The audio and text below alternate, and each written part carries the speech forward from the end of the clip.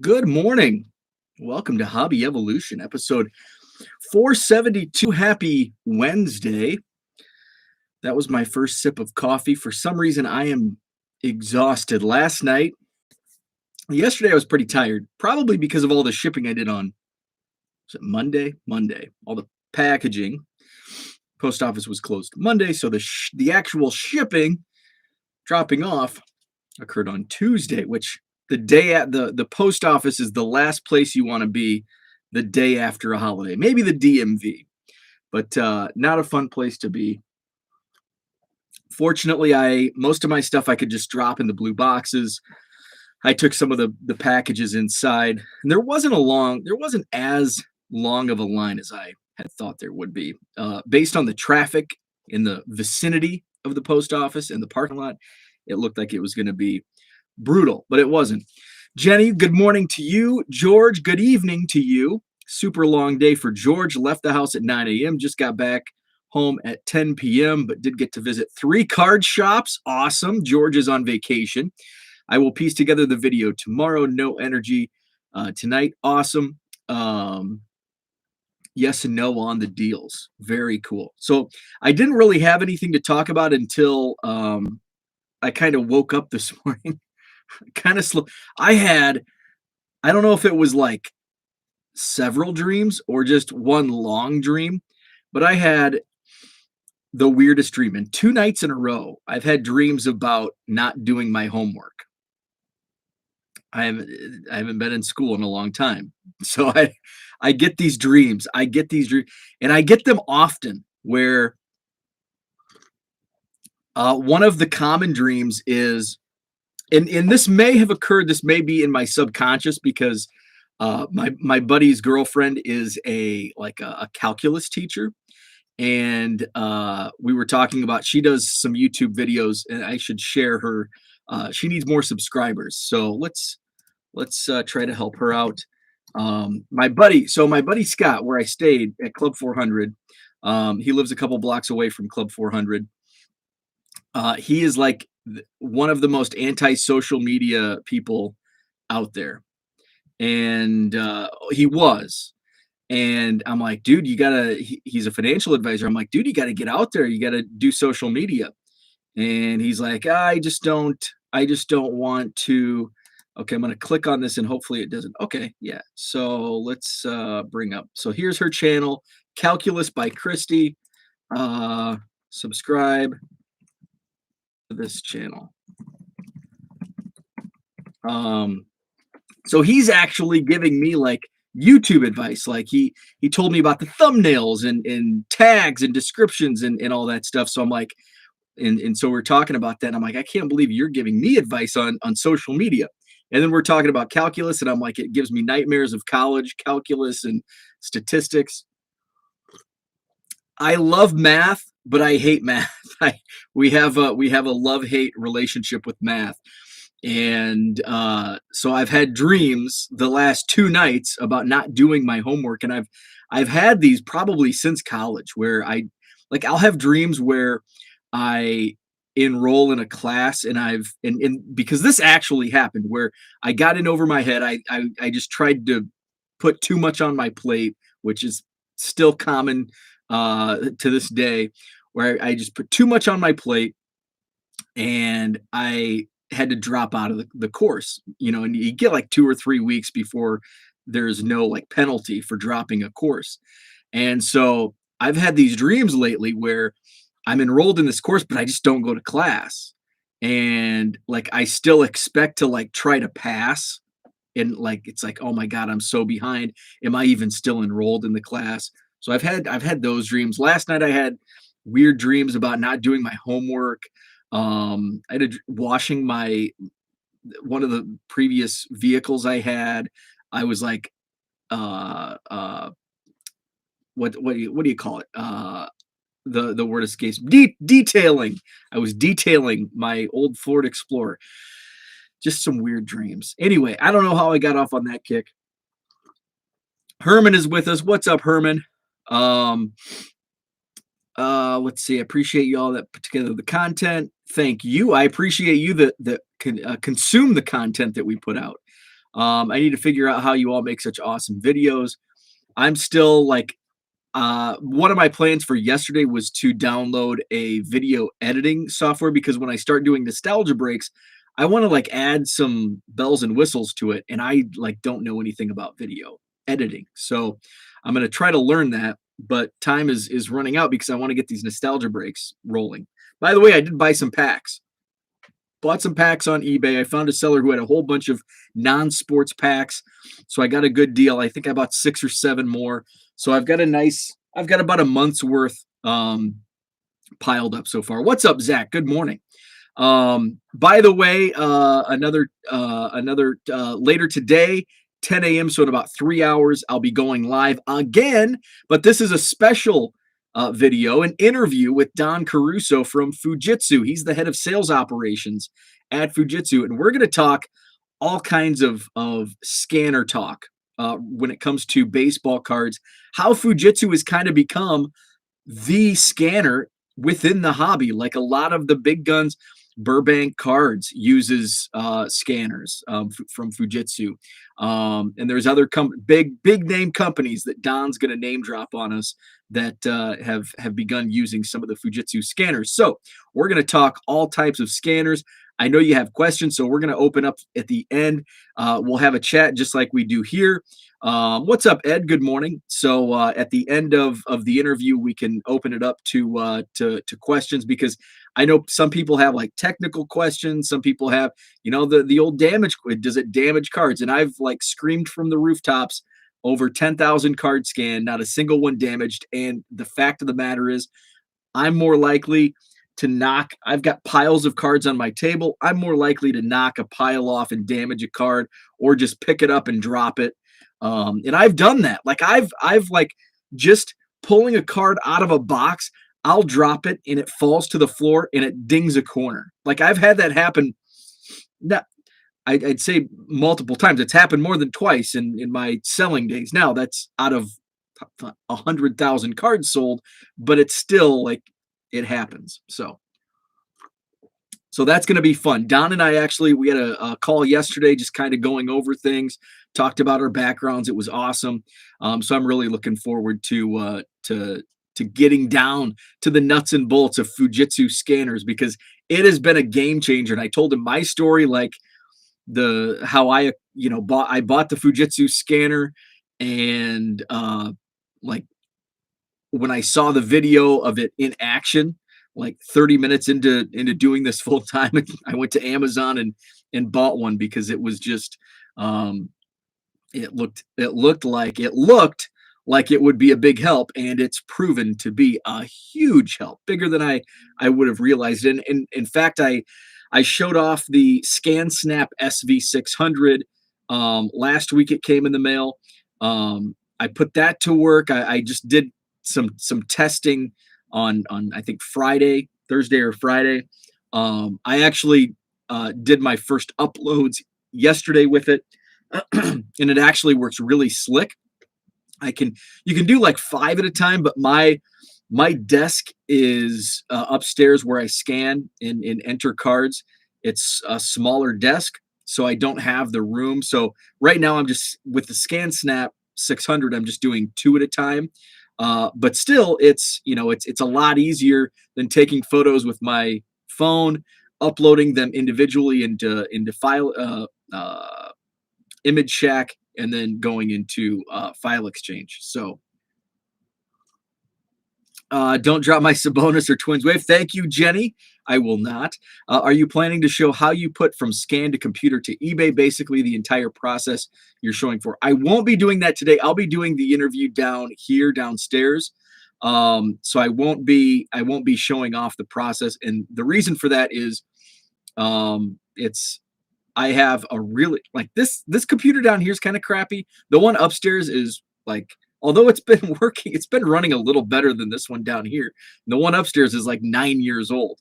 And it's got it's just not as good as this machine. So that's why I had somebody like kind of critical on like the initial video I did on the scanner, that when I talked about it, I didn't even have it next to me because it was in another room. Well, it's by design. It's in another room because it's just it's easier. It's more streamlined that way. And I don't want to do a video. I could do a video up there, but it's just going to come across like really grainy and crappy, and it might like you'll get that spinning wheel of death like 5 times more than you get it when I'm down here, even though the modem is next in the next room over. Get a new computer or load Zorin OS. I'll look into that. Thank you, Rosato. And the computer I'm using now down here, it's actually fairly new. I think it's only a year or two old, which I know in like computer that's getting old. So anyway, I wanted to share my the results of my little test that I talked about yesterday, and then I just kind of put it to action. It's like I'm going to list. I'm never caught up on shipping, but I got into double digits. I got under 100 shipments. It's like I'm going to list some more cards. And I want to try this test where I can do my little SKU, my internal SKU. So laptop sounds like might just be your next Christmas wish list. Then you can, this was actually, I mean, it was a refurbished computer I got for my birthday last year. But it's fairly new. Oh man, just delete bloatware. I'll have to look into that. Here's another thing. Here's another issue I have. I don't run updates like very often at all. Run ms config and turn things off. Ooh, I'm gonna actually write that down. Ms config, because I also don't run, and I have like one of those like scan and AVG or whatever it is, and then that kind of helps it. Don't run updates. I thought you were supposed to run updates, and I just choose not to, and that's why things are slowed down. I'm as you can see, I am not very computer savvy.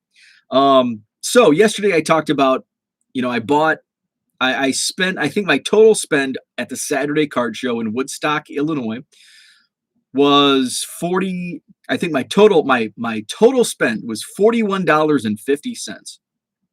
Because I bought from the dime box. I bought some of the autographs, some for my personal collection, the Cubs, the Joe Borchard for I covered him collection. Bought a box just to put the cards in.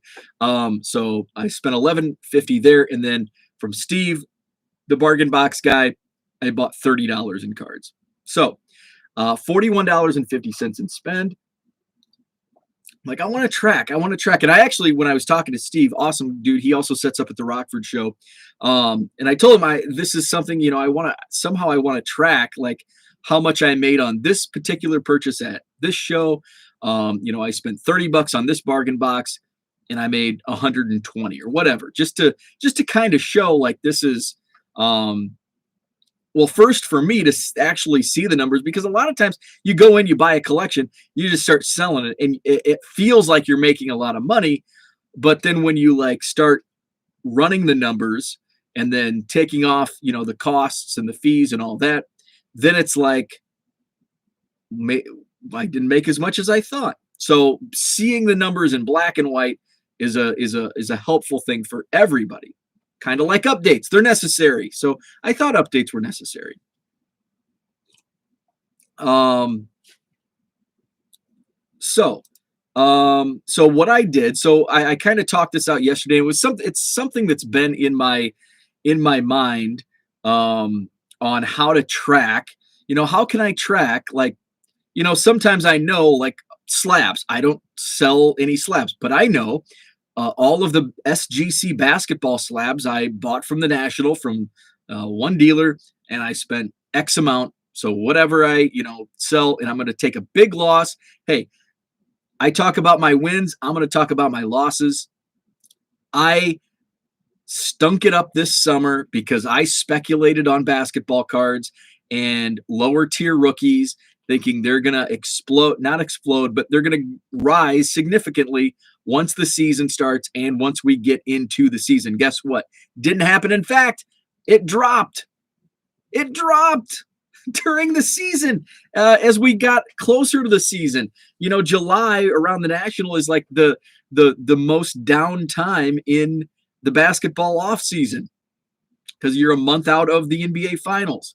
And so I'm like, hey, I'm picking these up $12 a slab, and now they're like worth $6 a slab, and we're right in the middle of the season. And even like DeAndre Hunter's coming back, and his cards are going up, and I can't sell these slabs for $15 or whatever I'm listing them at. So I'll mention my losses. I took I bought bargain boxes. I had some small wins. I bought a bargain box. There was a bunch of Jordan Pools, so I made some money on that. But in general, like pulling cards out of quarter boxes was a big time loss.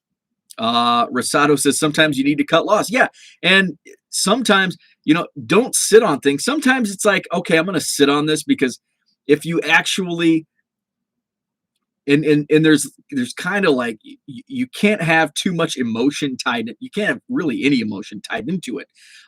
But you don't want to sell too early. If you think things are going to rise, like, okay, here's a perfect example of sitting and waiting. Bowman mega boxes. Okay, you buy them retail $40, secondary market $50. I can sell them now, but I'm going to take a loss. But I know that they almost always rise in price. So those are something that I sit on. These basketball slabs, I think the market is just going to continue to, if this isn't the bottom, there may be another bot. We might not be at the bottom yet on some of these slabs. Because there's just going to be PSA. People are getting their orders back, and bull submissions are coming back, and Kyle Guy, players that got hot, Taylor Horton Tucker 2 years ago or a year and a half ago, those are starting to come back, and now they're worth pennies on the dollar.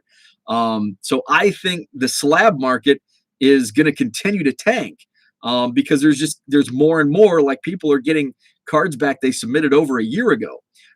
So I'm staying far, far away from any slabs unless it's for my PC. Well, if it's pre-war Cubs, I'm all about it. But $1 each. Yeah, well, okay. I'll buy slabs for $1 each also, unless they're like 91 Fleer PSA 3. Then I'm not going to buy it. But yeah, Jenny mentions, there's a lot of bargain boxes for slabs. Like, you go back to May, June of last year, and I think I saw, like, at a big card show, like, take the Wisconsin Dells, for example, back in May of 2021. I bet I saw one or maybe two tables that had bargain slabs. And I know one of them were all junk. Like, we're talking like 2,000 just minors of a guy that you've never heard of. And now it's like every table here. I've got hell, even I've got bargain slabs on my table, and I don't even do slabs, but I speculated at the National, and now I'm underwater. So, like, going back to what Rosado said, sometimes you need to cut loss and just liquidate. And I'm at that point where it's like, now I don't want to sell them for $5 because I think there's value. So I'm gonna wait because I still think they're worth 12 to 15, even though if the market says they're only worth 8 or 10, I still think they're worth about what I put into them. Now, I'd sell them all in bulk, and I offered them on Twitter, and I knew I wasn't going to get Twitter sales. Kind of suck. I knew I wasn't going to get any solid response, but just throw it out there. And I offered, I think, $9 shipped, and that's with friends and family. So, like, my net profit would have been like $7 a slab. So I would have taken a big loss. Not a big loss, but a loss. But I'm going to take them. I've got them, I think, all listed now on eBay, and they're above comps. But I'm going to take them to my card show at the end of January because I think I'm going to put them $10 a slab, and I think I can move at least a few, if not all. And maybe somebody will come by and say, hey, I'll give you $8 a piece for these, and I'll take it. And because I had some small victories. Um, I sold Alonzo Ball for 20, and that was at a show, so there was no shipping or fees involved. I sold a Jordan Poole for 50 on eBay. I sold like a Cody Bellinger for 20 or 25. I think I sold another one for 25. So there's been some small victories. So if I can move them at 10 bucks a slab, um, I'll probably come out slightly ahead, but in the grand scheme of things, it's taken me what, 7 months to make a few bucks. Not really worth it. That's a loss. So enough of that. I was trying to find. So let's go to paid and shipped. So yesterday I talked about um, how to track some of these bulk collections. And so what? So my plan is, go to a card show. Let's just use what my example. Saturday went to the card show in Woodstock, and I didn't buy too much. Like I bought maybe 200 cards. And I, only from two dealers. I know exactly what I put into them. $41.50. We'll throw in, the personal cards for my own collection. We'll throw in the box. So my total spent was $41.50. So I want to title it, in eBay. How do you track it? Like you have so many. Like I listed probably 100 cards, and I've got a few more to list. Some football cards to list. So how do I track it? Like, where did this come from? And yeah, if I sell them within a few days, I can track it pretty easily because it's just from memory. Like, oh yeah, I pulled that out of the dime box on Saturday. But a month from now, or even 2 weeks from now, it's like, did that come in the Woodstock show, or was that at the Rockford show, or was that at the Madison show, or was that just in some bulk collection I picked up 6 months ago? So I'm going to track it with an internal SKU number. So, and I thought about how am I going to, what number am I going to use? At first, it was like A1, A2, A3. It's like, well, then I've got to have a chart. I've got to have a key. And it's like, okay, A1 is Woodstock January. A2 is Madison January. A3 is Rockford January. It's like, I don't want to keep. How about using like just the first two letters of the show and the month? So my internal SKU, what I used for this example for Saturday's show, WO01, which is a little tricky because you got the O and the 0, but I think I can figure it out. Woodstock January. So and I listed about 100 cards, and some sold like boom right away. So I'm gonna go and then how to track it. So I put that WO01 in the listing title. So that way it's the easiest way. And yes, I know there you can go into the actual listing, and there's a SKU you can actually put in the listing. When you list a card, there's like I think it actually is SKU. And you can put in your own personal SKU number, WO01. But I just for quick purposes, I'm gonna do item title. Actually, it's not paid and shipped. It's awaiting shipment because these were all yesterday's purchases. So I'm going to go into my seller hub. I'm going to go into sales, or what's it called? My eBay selling orders awaiting shipment because I haven't shipped yet. We're going to go into item title on the drop down box, WO01. We'll type that in and hopefully this works. 5 results pop up. Boom. So I sold out of the dime box. I picked up a 2019 Panini Prism Silver Gary Carter. It sold for $2 yesterday within hours. Out of the $1.50 autograph box, I pulled a Ronaldo Hernandez Bowman Platinum. It sold for $3.50. A 2017 Rediscover Topps buyback Shane Mack out of the dime box sold for $3. And then I sold 3 of them. Buyback of Adrian Devine, 79 Topps and 77 Topps and a 86 Topps. My total spend on those 3 cards, 30 cents. My total sales, $11.50.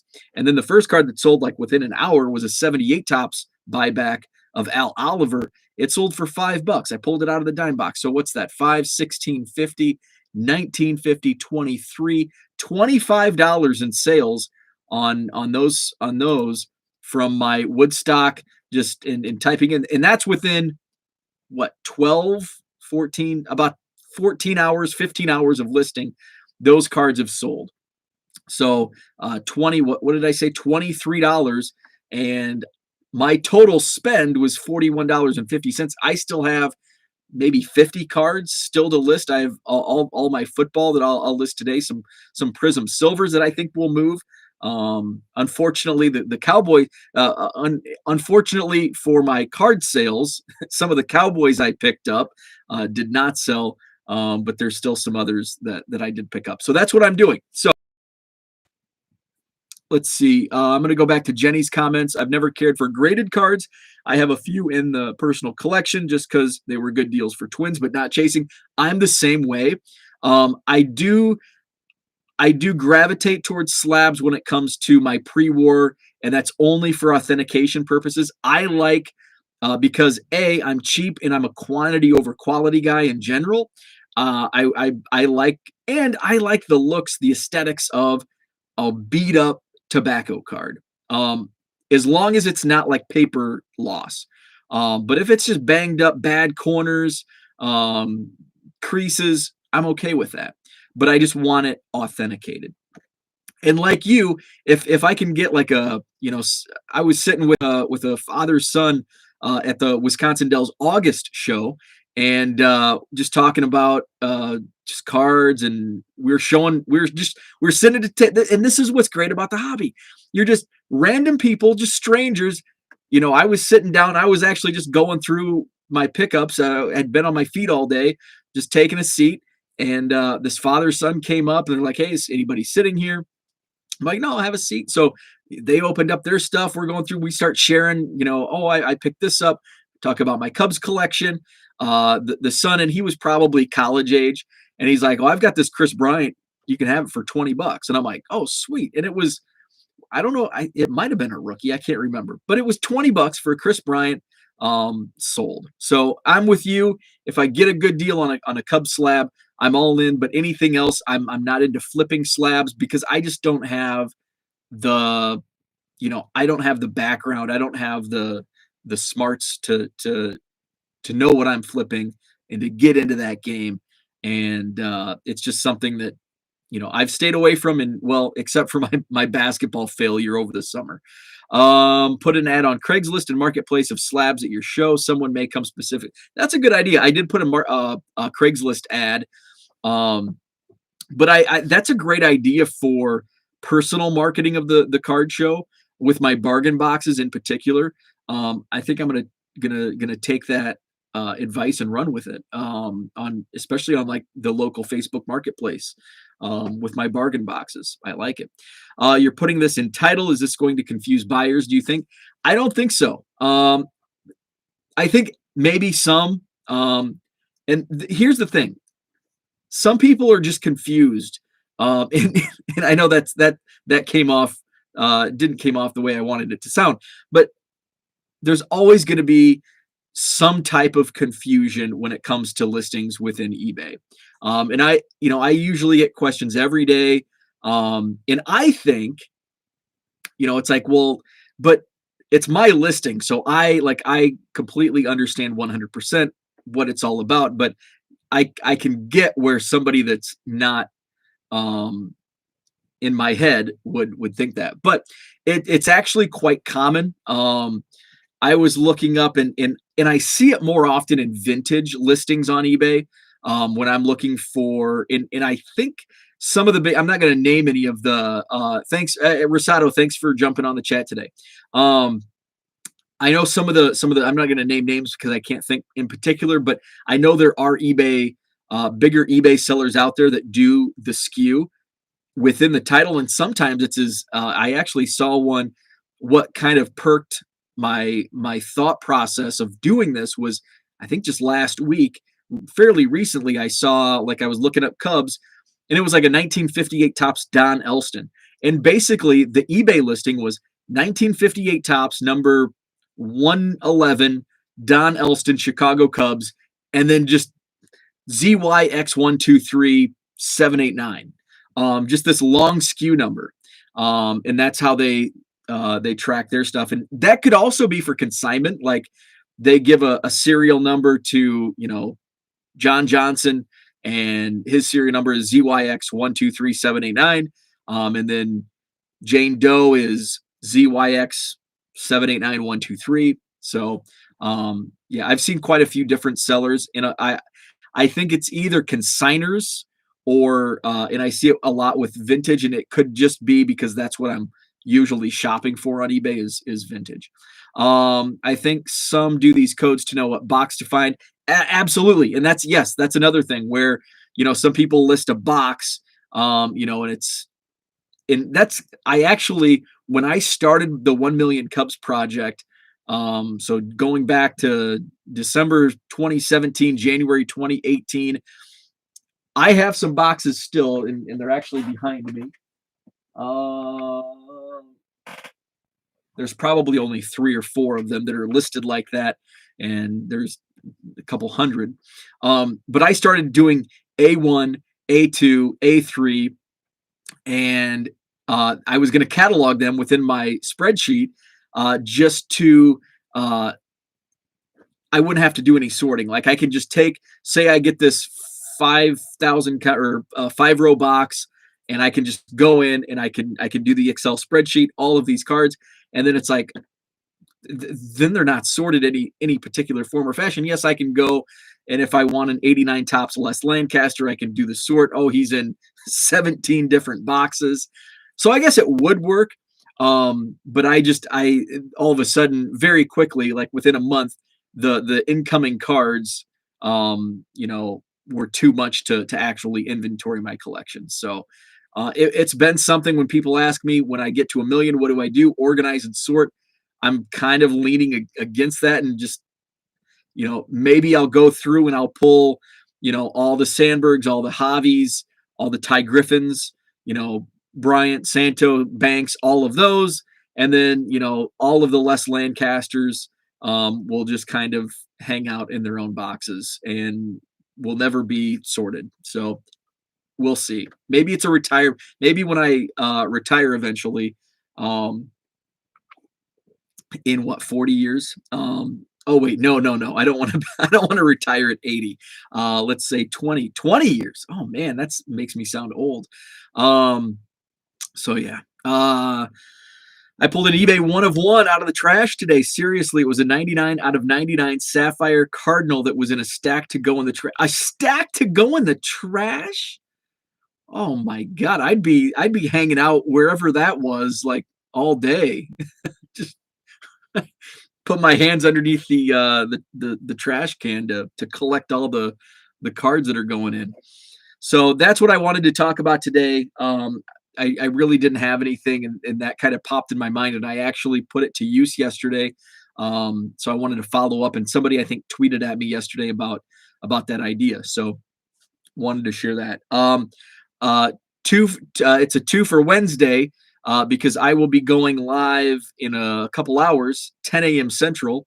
We'll be talking Fujitsu scanners with Don Caruso. He's the head of sales at Fujitsu, and we're going to talk all about scanners in the hobby, because a lot of people are now using Fujitsu scanners when selling baseball cards and football cards and trading cards.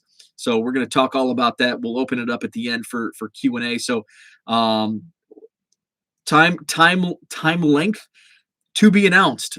We might go a half an hour. We talked about this yesterday. I'm like, we could go a half an hour, but the way we're talking today, it might be an hour plus. So we'll just open up the mics and we'll see where they go, and enjoy the show. So that's what I have for today. Going to do some shipping.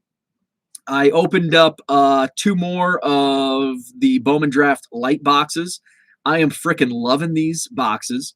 So I'm down to 1 left.